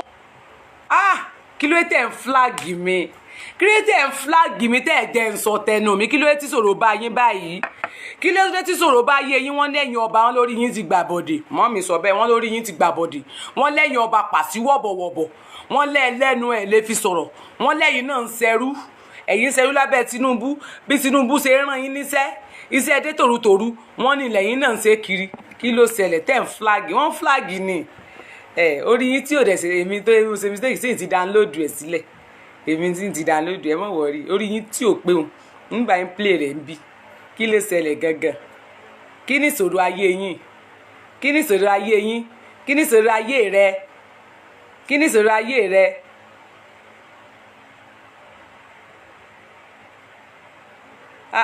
bàbá Tinubu mọ́ lórí yín tóbi mo ti mọ̀ pé ojoojúmọ́ lẹ̀ ń wà lórí Facebook bàbá náà ń wà lórí Facebook ẹ gbàgbé o bàbá wà lórí Facebook o ẹ jẹ́ ká lọ ẹ fi wá sílẹ̀ ẹ jẹ́ ká lọ ẹ dákun ẹ mọ́ tẹ̀rẹ́ ẹ ń bá tẹ̀rẹ́ẹ̀dì òfò ni ó ṣe pọ̀ tẹ̀rẹ́ẹ̀dì lásán ọ̀ ṣòfò tó o bá tẹ̀rẹ́ẹ̀dì lásán lórí tí omi ọ̀ ṣòfò bá o bá fẹ́ kórìíre ó burú lọ́ọ̀rẹ́ bá Tinubu kọ́ lọ́ọ̀rẹ́ máa gba 1000 tó ń fún yín wọ́n 1000 tó ń fún yín yẹn ó ti tó lójúmọ́ wọ́n 1000 tó ń fún yín everyday yẹn ní ọ̀sọ̀ọ̀sẹ̀ kìí ṣe ojoojúmọ́ ní oṣooṣù tí ìbá ẹ̀pẹ́ ẹ̀ ní làákàyè 1000 lóṣooṣù 1,000 lóṣooṣù ló ń fún yín 1,000 yẹn ló wá jẹ́ nǹkan ló jẹ́ bàbàrà fún yín 1,000 lásán wàhálà lẹ́sẹ̀kẹ́ tó débi tẹ̀ sí lọ gbowó yín. tí ìṣètútù Adélábù àwọn lè má gbọ́dọ̀ mọ pọ́ sí Adélábù bọ̀tà mọ́tàdé dúdú bó ṣe gùn tí orí bá ti gùn náà kò dà orí la bí kó ní kó rí tóbi kọ́ lórí rẹ gbogbo tó ní ọmọ akúṣẹ̀ ni ẹ̀ tó ń àdọ́pìtì mọ́gàjí òsì kọ̀ọ̀rọ̀ fún ọmọ rẹ̀ ló kó fún ó wá gba gbogbo wọn lójú ó kì í gbà tó ti wá ní owó yẹn kí ló dé tó ò lè hẹ́ẹ̀dì wa àbí o àní ìwọ la fẹ́ fi ṣe president Yorùbá ṣùgbọ́n ó fẹ́ kó bẹ̀rù àwọn Haúsá ó wá lọ ń gbé ọ̀kan lọ́mọ dìde lẹ́yìn tí bí ìbàdàn orí ẹ̀yìn ọba gan ti gbàbọ̀dé orí ẹ̀yìn ọba gbàbọ̀dé ẹ jìyà kú lábẹ́ olóṣèlú. bẹ́ẹ̀ni bábẹ Tinubu gan. ẹ̀yin ọba pàṣẹ wọ́bọ̀wọ́bọ̀ ìyálàdé ṣáínṣáín. alédè fẹ́ẹ̀kì. money oh you are seeing everything including the bathroom. The bathroom. Yes. And this bathroom as well. Yes. This bathroom doesn't need closed. Okay. We all together 6. Altogether 6. Yeah. What of the second room? That, this, that, and that. Everything will be closed. Okay, let me give you pen. You write the amount down for me. Sockets, yeah. Electric charge, And he's going to do the close-up. Yes. Kí ló ṣẹlẹ̀ gangan? Tẹ́ ń flag mi. Kí ló ṣẹlẹ̀ gangan tẹ́ jẹ́ kí n nísinmi? Ẹ má kí n fèpè bá ti yín jẹ́ o. Ń tún yà mí play padà. Torí mo rí pé ogun mú yín. Ogun mú ayé yín ẹ sá fẹ́ gbóhùn ya yẹn. Ẹ̀rù ti ń bà wọ́n, a máa lè. Ẹ̀rù ti ń bà wọ́n, ẹ̀rù ń bà wọ́n. Mọ́ mi ya. Ń tún yà mí play. Ẹ̀yin ọmọ Yorùbá. Yes, kẹ́ mama. Mo fẹ́ kẹ́ wake up kẹ́ sọjí. Wọ́n ní kẹ́ wake up kẹ́ sọjí. Ẹ sọjí, ogun Kẹ́ sọjí. All your political ambition ẹ sábọ̀dù máa bàjẹ́. Tí ẹ bá ní pé Yorùbá ò ní gba òmìnira pẹ̀lú ìpà pẹ̀lú ìkúùkù Yorùbá máa dá dúró Tinubu. MC Olúọmọ ṣe rí ẹ̀kan lọ́mọ tẹ́ gbé jáde yẹn. Wàhálà òun ló kéré ju ibi tẹ́ sábọ̀dù bá wà. Ebi ò compromise pẹ̀lú yẹn lè wá bá mi kẹ́ bribe. Ọ̀kanlọ́mọ ò lẹ́nu ń bẹ̀ kì í ṣe ìjà Saheed lọ́kanlọ́mọ ń jà. Mo ṣẹ̀ṣẹ̀ wo show yẹn ni.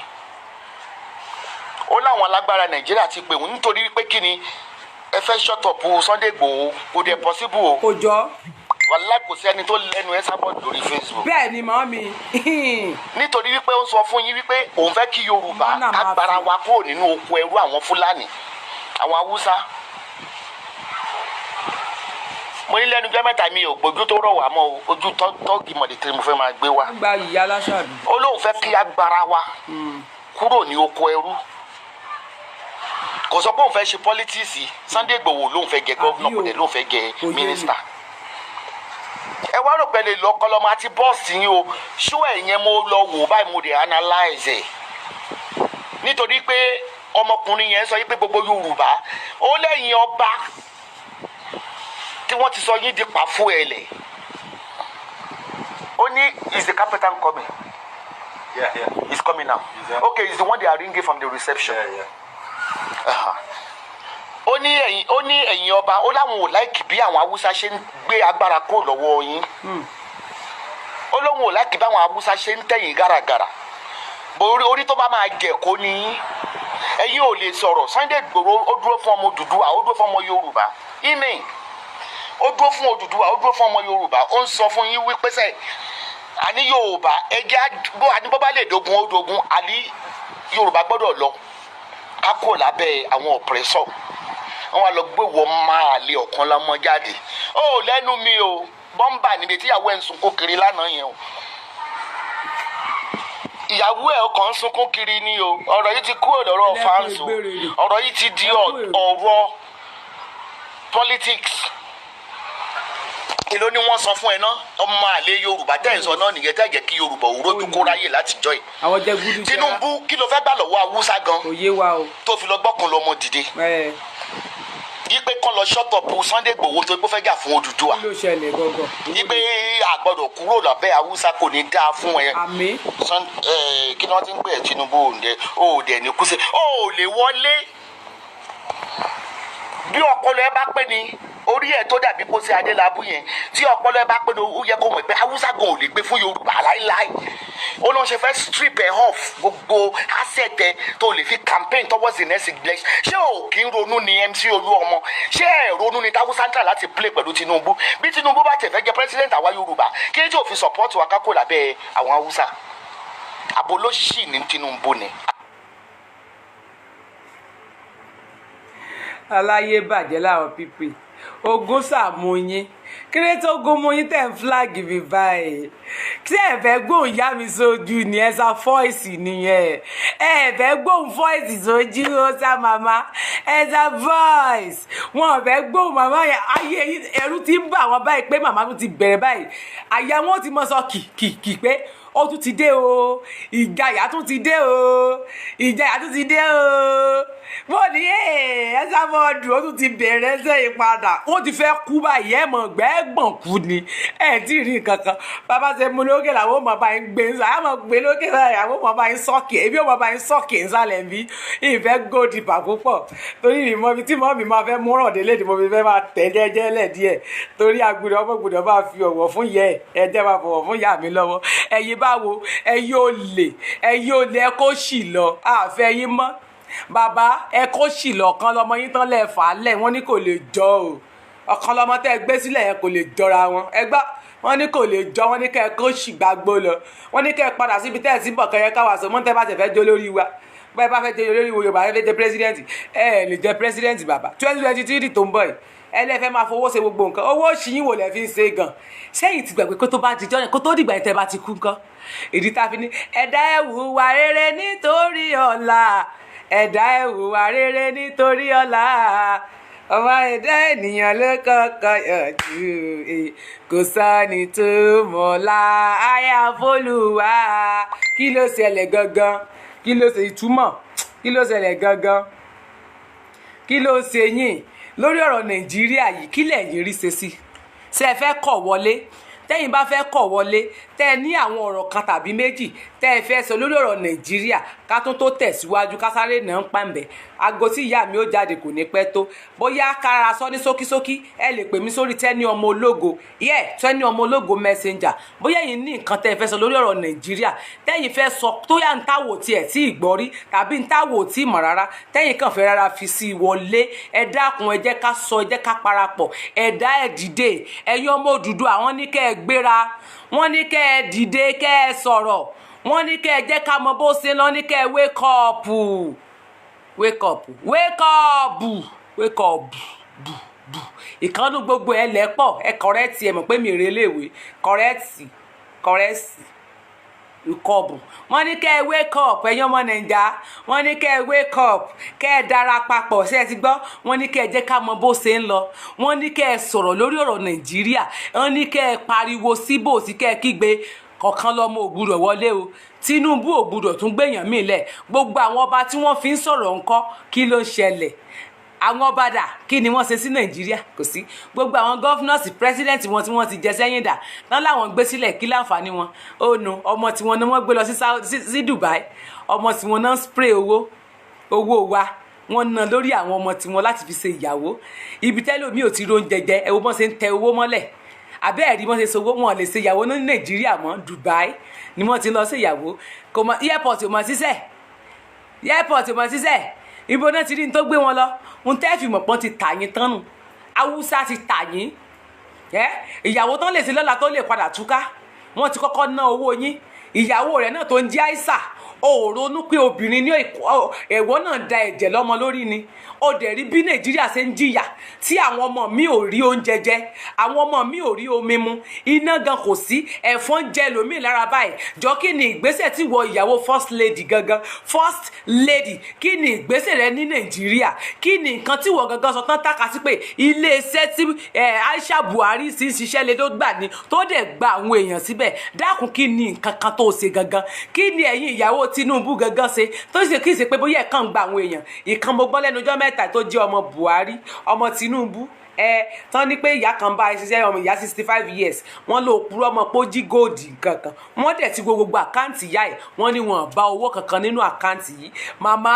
bàbá kí ló ṣẹlẹ̀ gangan kó tiẹ̀ wá jí músẹ̀ lè fi sílẹ̀ ni wọ́n ní ìyá yẹn ń sọ̀rọ̀ rẹ̀ fìyà jẹ ìyá yẹn bí ó ṣe yẹ kẹ́ fìyà jẹ ìyá ṣé lórí ilé ayé ṣé nǹkan tẹ́yìn fẹ́ máa ṣe fún wa nìyẹn ẹ fẹ́ máa fi owó ọlá gbá wa lójú ẹ fẹ́ máa fi owó ọlá ayé ṣe gbàgbós fún wa aláwò nígbà tí wake up ẹ sílé àti wake up kí ni mo sọ mo ní àti wake up kò sí nǹkan tẹ́yìn fẹ́ sọ lórí ọ̀rọ̀ Nàìjíríà yìí táwọn ò ní lè sọ ṣe ti gbọ́ kò sí nǹkan tẹ́ ẹ fẹ́ sọ a máa sọ lọ láíláíláíláí ni ibẹ̀ láti rí àwọn èèyàn lénìí Nàìjíríà ti bàjẹ́ tán ṣe ẹrẹ́yìn tí ó bá kàn ló mọ̀ o ẹjọ́ rẹ̀ mo sọ fún yín tẹ́ ẹ bá mọ nǹkan tó ń ṣẹlẹ̀ tẹ́ ẹ bá mọ bó ṣe ń lọ ẹ pariwo síta ṣe bórí burúkú náà ń ṣe kiri lórí Facebook ṣe báwọn èèyàn náà ń bá kiri ipe kán lè máa gbéyàn jáde wọ́n máa san owó tí wọ́n ń san yẹn owó tí wọ́n ń san fún àwọn èèyàn láti máa jà fún fúrákàsì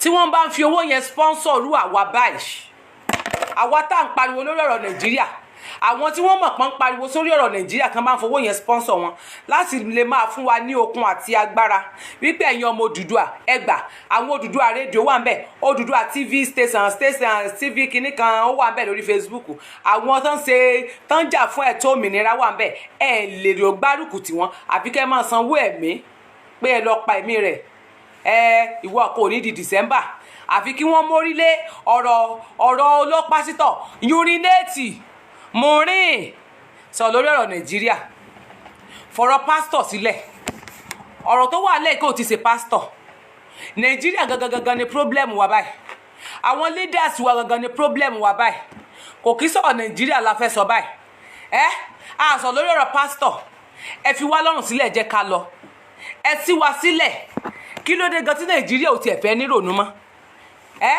wọ́n máa jà tírí àwọn tọ́ọ̀gì ẹ máa gbẹ́bọ̀ àwọn political kiri so okay sorry.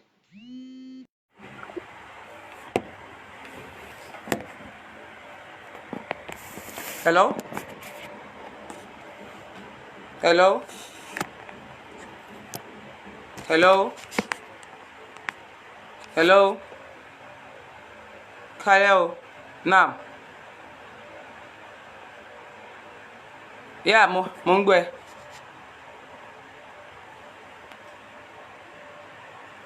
Okay, ṣé kí n fi ẹ́ sí speaker ni?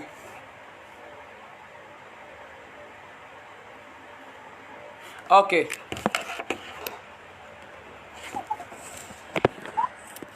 Mo ń gbọ́ ẹ. Okay, hello everybody. Hello. Ohun tí mo pè fún ni pé ayé rẹ̀. Bẹ́ẹ̀ ni.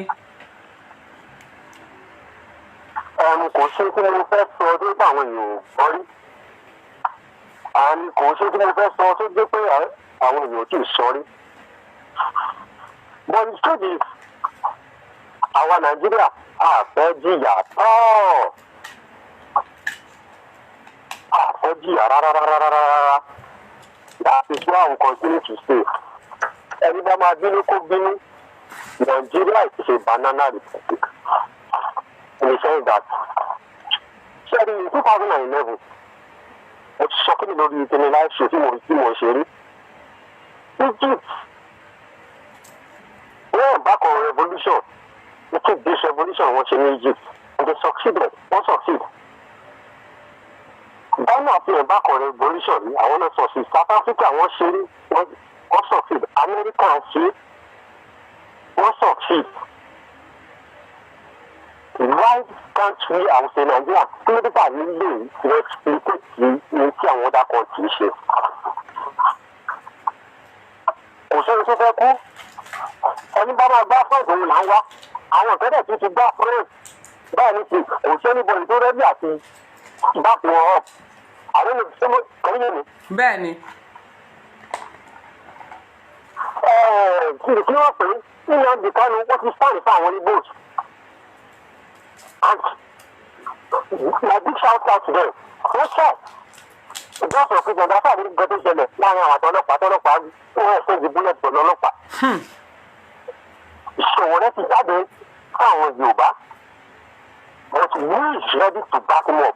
the other day tó ìṣòwò rẹ lọ tó ṣàjẹ̀ lọ sí kọ́ ẹ̀yìn mẹ́lọ ìlú ìṣòwò lọ ní pé ó jáde tẹ̀lé lọ. àwọn Yorùbá àwọn ni wọ́n dalẹ̀ ra wọn. àwọn Yorùbá kò sí àbí long way to go. if not ọba máa pàgọ́ for now ìdájí náà kàn bẹ̀rù wọ́n kí ìdàpọ̀ change torí sí ilé tó máa jẹ́ náà ní fẹ́ẹ̀mù wọn. sókè kí ló ń pè yìí kí ni coronavirus tani kánà kí ló ń pè global economic crisis on its own. kò sẹ́ni bọ̀ tó máa nípò òun mọ́lára àti olówó àti tálákà kò sẹ́ni tó máa nípò òun sí ibẹ̀. gbogbo ìyapa ti jẹ pẹ́ńbà ní ẹjọ́ kóòdù 2023 ló wá di gbẹ̀lẹ́sọ̀ just ordinary 5,000 naira 5,000 naira ó yìí ẹ̀ máa rí pé wọ́n máa ṣe wọ́n lórí burúkú àti. wọ́n máa ṣe wọ́n lórí burúkú àti àwọn ẹni tẹ́ ẹ̀ tó tẹ̀lé ẹni tẹ́ ẹ̀ pariwo tẹ̀lé èyí ló fẹ́ ara yín torí wọn. ṣé ẹ ti gbọ́ pé wọ́n jẹ̀bi pé wọ́n tàbí wọn lọ sí kóòtù lẹ́nu. ìkẹ́kẹ́ bẹ̀ ṣẹlẹ̀ lórí wọn. ẹ̀ lè gbọ́ àwọn olùmọ̀gbẹ́jọ máa dá ọ̀rọ̀ yẹn lábẹ́lẹ̀ wọ́n ló máa ní. wọ́n ti kí tálákà ṣe tí ò dá fẹ́ẹ́ gbogbo ayé ló máa gbọ́. ṣé gbogbo àwọn kí ní tó ṣẹlẹ̀ yìí zero enough lesson on its own? the truth is Nigerians are more fundamental human rights wa. Fundamental human rights wa. kí ni revolution táwọn ìpariwo yìí Buhari ṣé kò ṣe revolution ni? the first presidential election tó ní tó kàn tó fún ní bọ̀bọ̀ yìí túbọ̀ kádìbò ní túbọ̀ kádìbò former senate president of Nigeria. after ní ìwé yìí kan revolution tó wẹ̀ back on tí wọ́n fà àtàgà àtàjẹ́ ìgbà yẹn ní ẹ̀kọ́ tó jẹ́ mílíọ̀nù ló fi kú náà. kò tó jẹ́ mílíọ̀nù ló fi kú. ọlọ́pàá ṣe president Muhammadu Buhari at that time tó bá lè embark on a revolutionary movement tó yẹ kó kò sẹ́ni bọ̀dì tó wà rẹ́sì ìjà sì fẹ́ then anybody bá ti lè jáde fún revolutionary movement kò jẹ́ anybody ó lè arrest ẹ̀ kò sí lọ́nà fundamental human rights wọn náà. nítorí táwọn ọ̀pọ̀lọpọ̀ wa ní gọ́ọ̀gù ní ibi tá a ló máa lọ sí lágbègbè tá a lọ fẹ́ lọ wáyé tó gbé kámáka lọ́kọ̀ọ́gù fundamental audit Nigeria constitution agbéjáde 1999. so gbogbo kí ni ìfòbìdì tó gbogbo orísun tá a ń bẹ̀ ìfòbìdì tẹ̀lé then I don't see any reason why should be afraid but I'm not kú èyí mélòó wọ́n fẹ́ pa Egypt gbé wọn pa ju 800 people lọ. Egypt tàgbọ́n ní tó ti gbé tó ṣe ti wọn ní 7 and 11 days wọn pa 800 people lọ. And Nigeria is a part of United Nations Charter ni wọn náà. Nigeria is a part of United Nations Charter. And first priority wọn ní pé ìṣòwò west to everyone and what is name. So ní ọ̀sẹ̀ ní sẹ́yìn tó bá dìbò sọ́ọ̀bù kiri yóò wọ́ at last. So we need to wake up. Then now ìgbà náà àwọn àtúntò fún ọ̀sẹ̀ níbọ̀dì tó gbìdá ni I need to be rational o. I need to be rational. Náà ọdún tó ń bá fòwò sí ní tó ṣẹlẹ̀ ní ti ní níbi bàbá ní ti rí. ọ̀pọ̀lọpọ̀ akátúgbò àtijọ́ àfúrà kí ẹ ká máa lo kíní àwọn gájẹ́ẹ̀tì wa ká máa dán materials wa ká máa ti kíní ká máa ti kíní ká máa ti tẹ̀ fáìlì ká máa ti gbé